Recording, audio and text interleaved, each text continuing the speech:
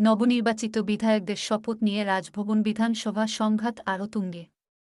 শপথ গ্রহণের জন্য নতুন দুই বিধায়ককে আলাদা করে চিঠি পাঠালেন রাজ্যপাল। তাতে আগামী ২৬ জুন শপথ অনুষ্ঠানের কথা উল্লেখ করে আমন্ত্রণ জানিয়েছেন সিভি আনন্দ বোস। ওই দিন দুপুর ১২টা থেকে শুরু হবে অনুষ্ঠান। তবে চিঠিতে এও উল্লেখ রয়েছে, ওই দিন রাজভবন মনোনীত কোনো সদস্য তাদের শপথ পড়াবেন, যা অসম্মানজনক বলে মনে করছে তৃণমূল পরিষদীয় দল। এই চিঠির প্রাপ্তি স্বীকার করেছেন বরানগরের ভাবী বিধায়ক সায়ন্তিকা বন্দ্যোপাধ্যায়। তবে চিঠি পাননি বলে জানিয়েছেন ভগবানগোলার রিয়াদ হোসেন সরকার। এর আগে সায়ন্তিকা ও রিয়াদ হোসেনের শপথ নিয়ে স্পিকার বিমান বন্দ্যোপাধ্যায় রাজ্যপালকে চিঠি পাঠিয়েছিলেন। তার কোনো উত্তর আসেনি।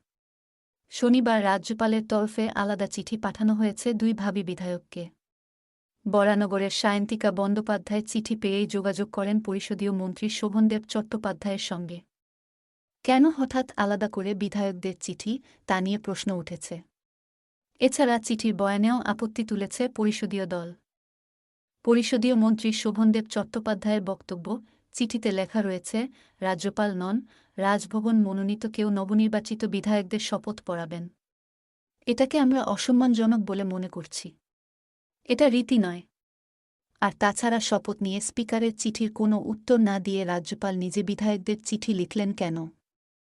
সেই প্রশ্নও থাকছে। আমরা বিষয়টা নিয়ে দলীয় স্তরে আলোচনা করছি। মুখ্যমন্ত্রীর পরামর্শ নেওয়া হবে। তারপরই ঠিক হবে ২৬ তারিখের অনুষ্ঠানে যাওয়া হবে কিনা।